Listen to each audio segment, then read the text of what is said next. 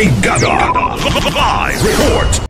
Ninipis ang supply ng kuryente mamayang hapon hanggang gabi sa bahagi ng Visayas. Ayon sa National Grid Corporation of the Philippines o NGCP, itataas sa yellow alert ang Visayas Power Grid dahil sa pagpalya ng ilang mga planta. 12 planta umano ang napilitang tumigil sa operasyon mula Abril hanggang ngayong buwan at 6 na iba pang mga power plants ang hindi nagagamit simula pa noong 2023. Maliban dyan ay may 8 ring planta na nasa derated capacity.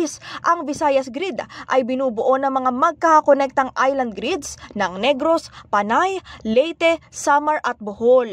Magiging epektibo ang yellow alert mula alas 3 ng hapon hanggang alas 4 ng hapon at mula alas 6 ng gabi hanggang alas 8 ng gabi.